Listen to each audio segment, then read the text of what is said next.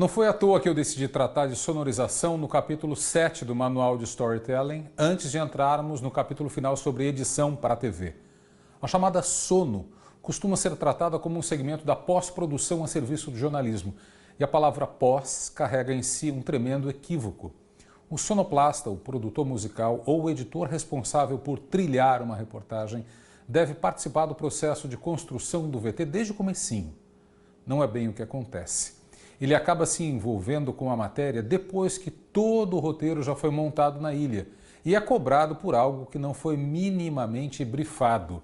No caso do pessoal do Departamento de Arte e Ilustração, ou simplesmente Arte, ou então Departamento de Videografismo, também considerado parte do núcleo de pós-produção, já há o entendimento de que os designers devem participar inclusive das reuniões de pauta, o berçário da reportagem.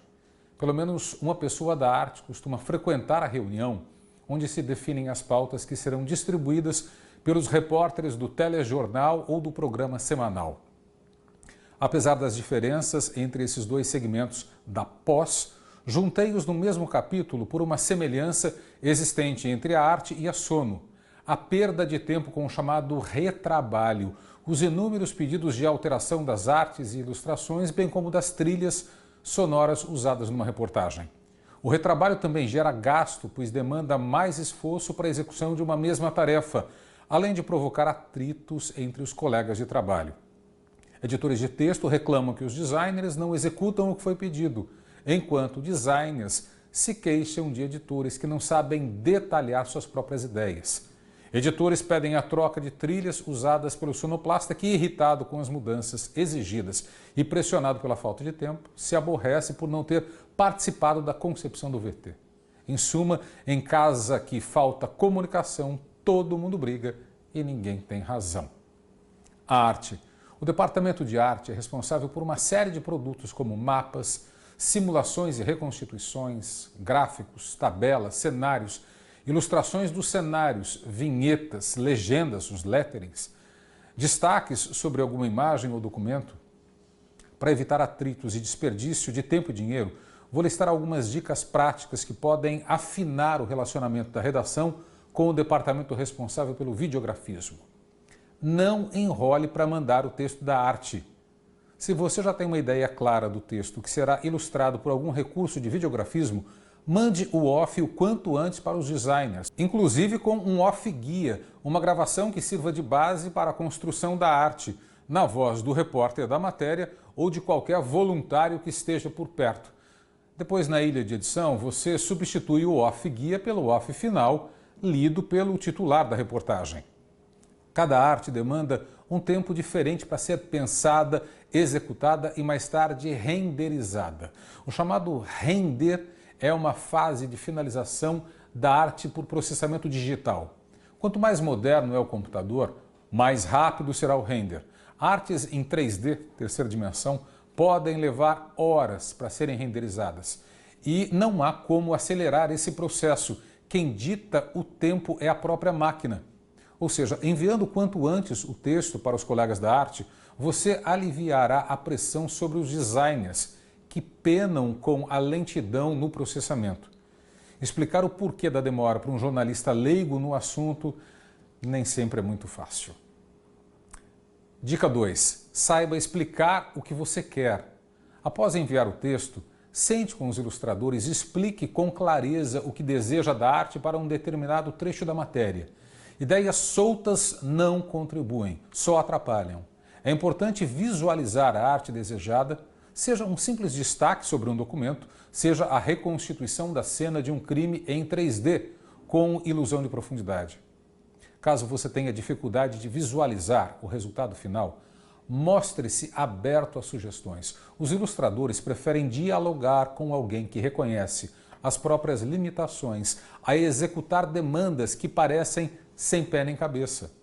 Não pode haver ruído na relação dos designers com os editores, sob pena de o processo emperrar pelo fantasma do retrabalho. Passe para o ilustrador todos os detalhes possíveis, mesmo que nem todos esses detalhes sejam levados ao ar. Enfim, evite a máxima de que, em casa de ferreiro, o espeto é de pau. Dica 3. Traga modelos de arte que possam ajudar a explicação. Para facilitar o diálogo com o pessoal do videografismo, leve ilustrações que sirvam de referência, fotos, vídeos. Isso ajuda a traduzir suas ideias. Lembre-se de que o ilustrador é um profissional que vive essencialmente no universo das imagens.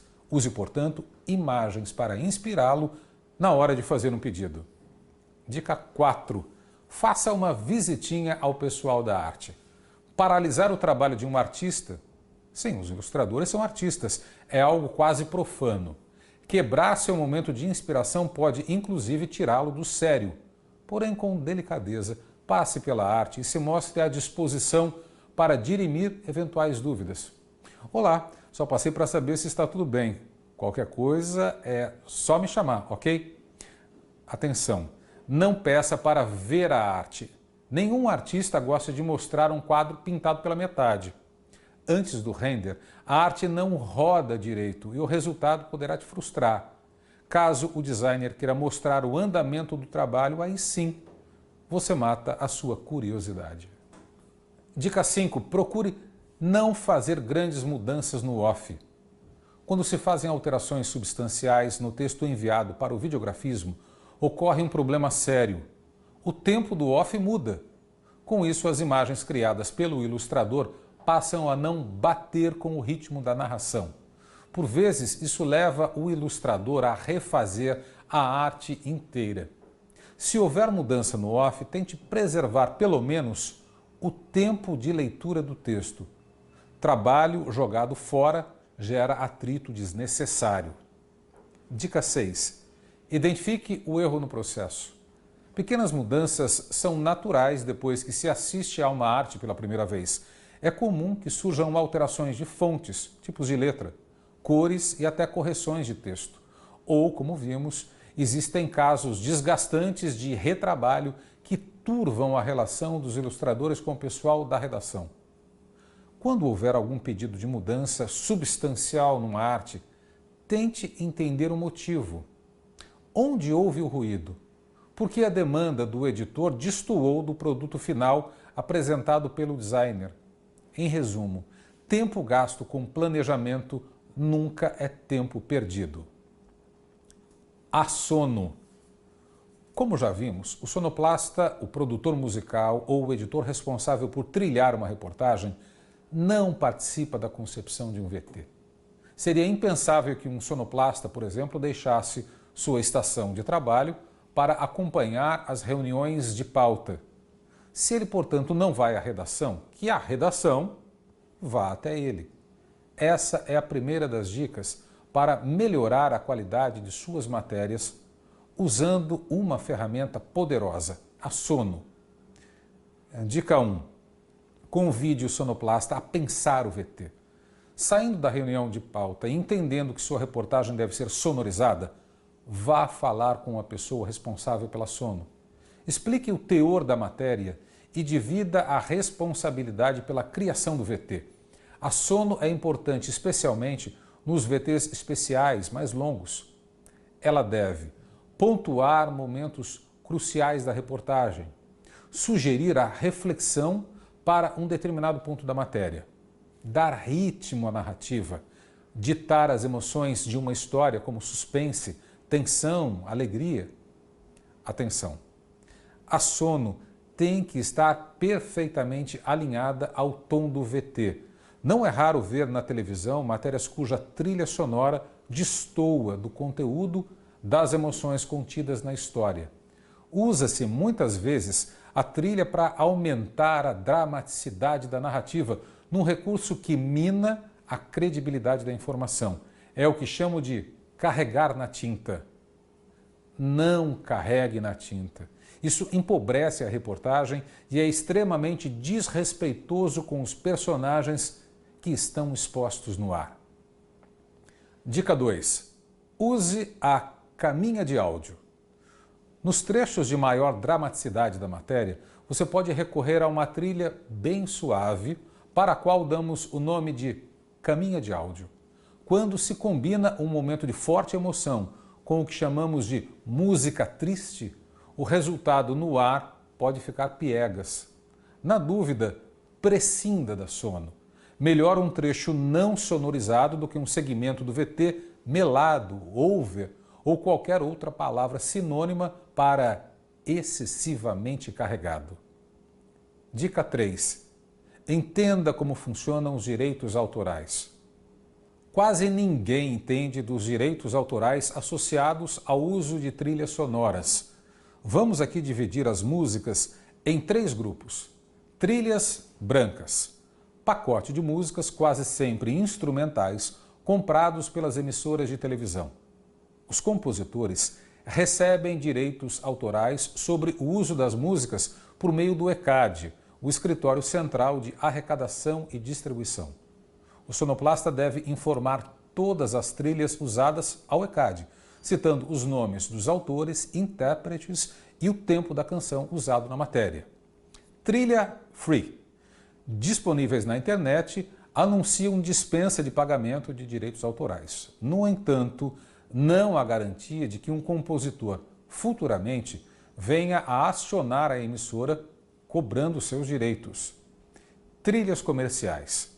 Se usadas sem autorização e recolhimento de direitos autorais, geram problemas sérios. Artistas como Roberto Carlos e Djavan, por exemplo, já são conhecidos por não autorizar o uso de suas composições. Canções dos Beatles também têm o uso expressamente proibido. Portanto, não adianta pedir para o sonoplasta trilhar uma matéria sem antes conhecer os pacotes musicais que ele dispõe. Dica 4. Não deixe a sono para a última hora. À medida em que a matéria vai ficando pronta, envie trechos para o sonoplasta. Enquanto se edita a segunda metade, por exemplo, mande a primeira parte para sono. Trilhar uma reportagem também é um trabalho de artista, e artista não gosta de trabalhar sob pressão. Dica 5. Busque a trilha inédita.